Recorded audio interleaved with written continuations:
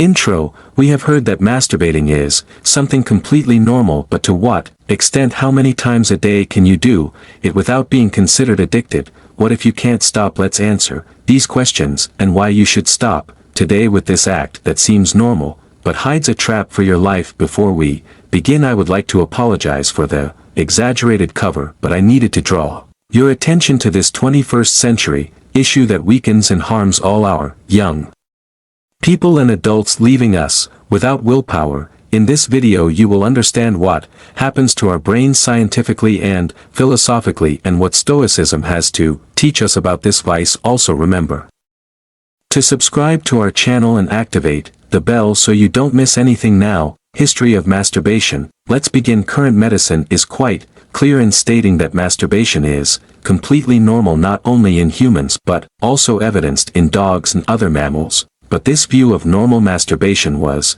not always so in the past. Masturbating was thought to be immoral, especially in men, because unproductive seed production prevented people from reproducing. In the case of women, it was believed that masturbation could distance them from men by finding pleasure on their own, and without assistance to this moral burden was added the physical burden, stating that masturbation caused diseases, so it was not advisable to practice it at all. But let's return to the present. What do we know about masturbation, especially for men suffering from insomnia? What is known is that it induces sleep. The problem. French Institute of Health and Medical Research concluded that the male brain deactivates sexual desire after orgasm. The cerebral cortex, the area responsible for conscious thought, goes to rest once the man reaches climax. This, in addition to nullifying the desire to continue having sexual relations, facilitates sleep. Therefore many men fall asleep after sexual activity.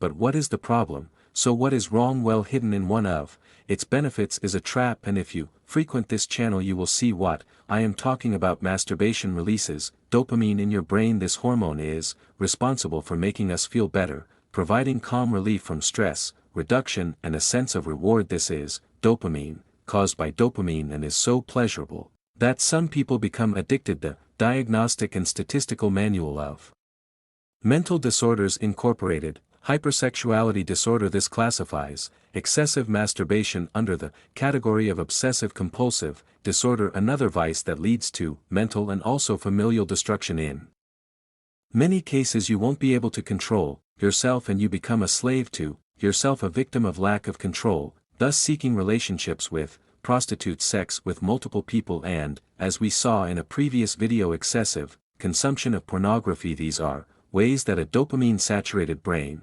finds to obtain pleasure. Pay attention. Addiction to masturbation comes from chemicals released in the brain, and as addiction, our brain adapts to the release of these. It feels the need to continually find the codes that generated the stimulation. Your brain will start asking for more and more dopamine to achieve the same pleasure it had the first time making. You always have to keep looking for how to masturbate again. This reaches an exaggerated point when your brain realizes that the release of dopamine is excessive and begins to block receptor in an attempt to stop you. As a result, the person performs the pleasure act, in this case masturbates, but gets nothing, which frustrates them more than they already were. Excessively masturbating to satisfy that hunger for pleasure is exactly what a smoker who never stops, someone who eats chocolate until vomiting, or even an alcoholic does. At this point you must be wondering what Stoicism has to do with this. The Stoics. Stoicism. Seneca, Marcus Aurelius and Panis of Rhs, masters of self-control and wisdom, addressed the view of pleasure and lust from a unique perspective. From the words of Epicurus to the intimate thoughts of Seneca, they explored the depths of human passions, a legacy that still captivates us. For the Stoics, masturbation was not just a quest for carnal satisfaction but an opportunity to explore the limits of the body and mind. They saw it as an exercise in self-awareness and a path to true freedom. In their philosophy, mastery over worldly passions and pleasures was satisfaction, a conquest that elevated the human spirit. Epicurus asserted that it is not nights of pleasure but self-control that distinguishes a good man. In this context, the ability to enjoy pleasure, mastery, while understanding and containing it, makes a difference in someone who has reached a higher level of self-awareness. Instead of being slaves to our desires, we must be their masters, as Seneca reminds us with his philosophical, perspective. Stoic reflection on masturbation is not simply about repression but deep understanding and self-mastery. This translates into the ability to direct our emotions toward a journey of conscious self-explanation. It resides not only in momentary satisfaction but in understanding, accepting and embracing our deepest inclinations. From the Stoic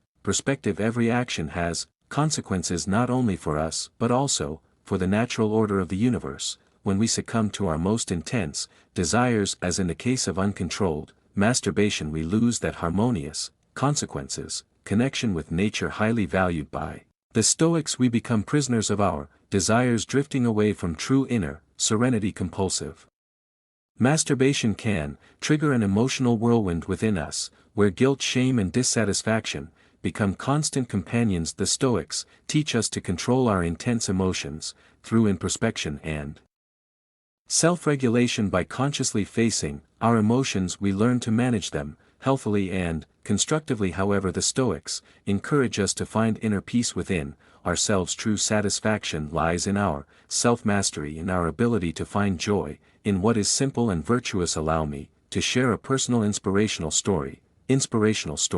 I know someone who used to struggle with compulsive masturbation, seeking momentary refuge and pleasure but facing an emotional storm after each act. Immersing themselves in Stoic teachings and practicing self-control and self-regulation, this person